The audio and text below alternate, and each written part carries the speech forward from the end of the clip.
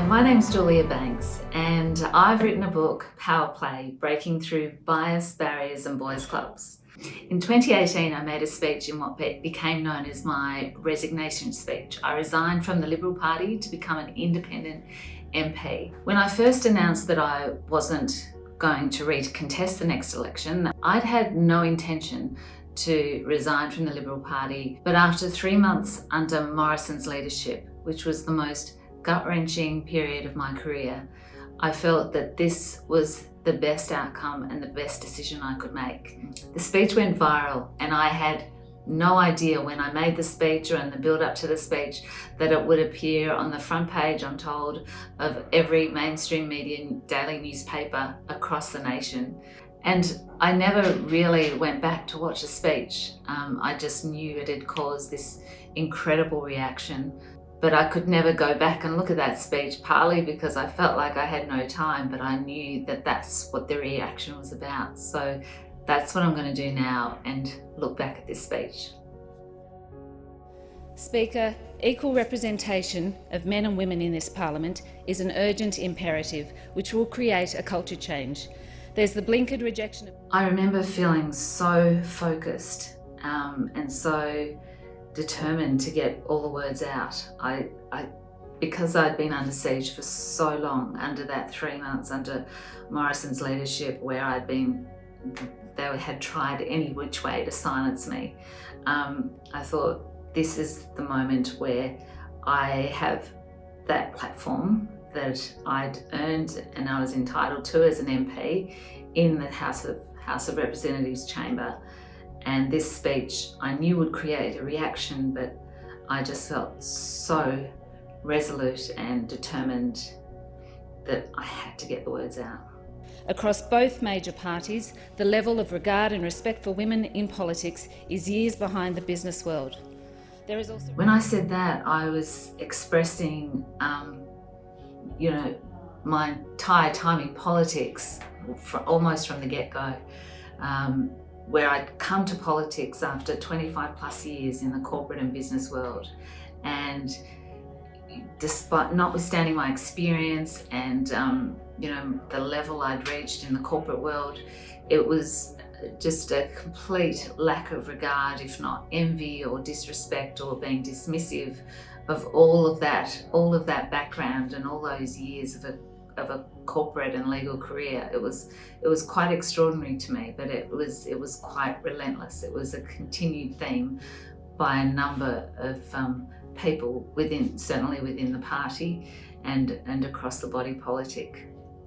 Often, when good women call out or are subjected to bad behaviour, the reprisals, backlash and commentary portrays them as the bad ones. The liar, the troublemaker, the emotionally unstable or weak, or someone who should be silenced.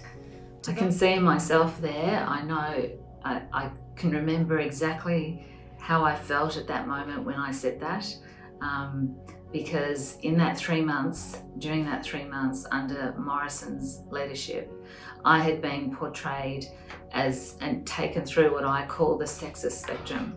It started with, she's the weak. She's not cut out for politics. She's just this weak little petal. She's had an emotional breakdown. She's all of these things.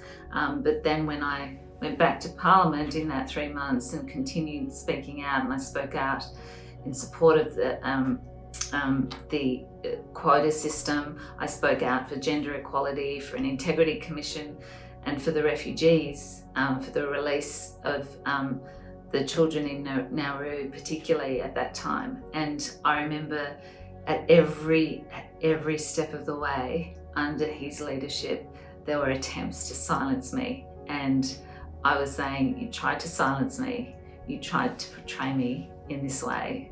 I think that was my first opportunity to say, this is how you portrayed me, and this is how women have been portrayed forever when they speak out about anti-women culture or about anything in relation to misconduct in the workplace. And I felt it was almost a relief in a way that was my opportunity to say, that's how you portrayed me, but that's not who I am. and that's how women are portrayed quite often in a similar situation, similar but different situation, but that's not who they are.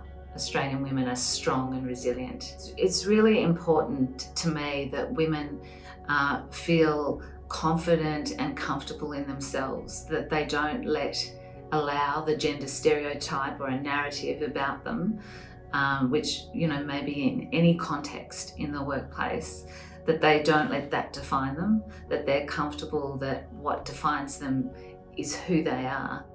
To those who say politics is not for the faint-hearted and that women have to toughen up, I say this: the hallmark characteristics of the Australian woman, and I've met thousands of them, be they in my local community, in politics, business, the media or sport, are resilience and a strong, authentic, independent spirit. I feel it in my heart that Australian women should be in more leadership positions, not least of which in our federal parliament, in our centre of power. At the moment, women are so severely underrepresented. Largely due to the actions of the reactionary and regressive right wing who talk about and talk to themselves rather than listening to the people. To continue to put the people before the party and act in the nation's interest authentically and constructively, effective immediately, I will serve as a member of this House of Representatives as an independent representative. I intend to give the government my assurances to confidence and supply. In the new year, I will make a decision about my future career path. Like the 3 female independent representatives, the new member for Wentworth, the member for Mayo and the member for Indi, sensible centre Liberal values are at the core of what I stand for. As a result of this political journey, I am grateful to have met so many wonderful people from across the political divide who I know will respect my decision and with whom I hope I will have enduring friendships. I am so proud to serve as a member of this House of Representatives with honour and respect because of the good people it represents, the people that the major parties have stopped listening to, the Australian people. I thank you, Mr. Speaker.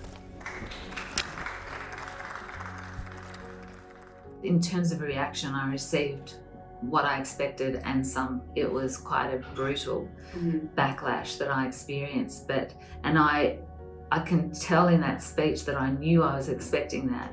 I was clearly expecting that because I'd experienced that when I hadn't said anything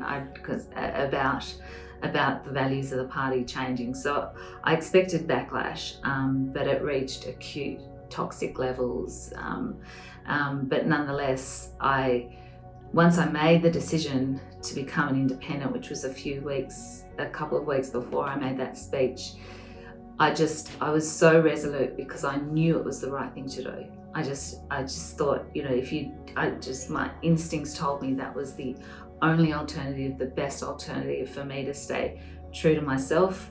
And I knew staying true to myself, I would be speaking truth to power.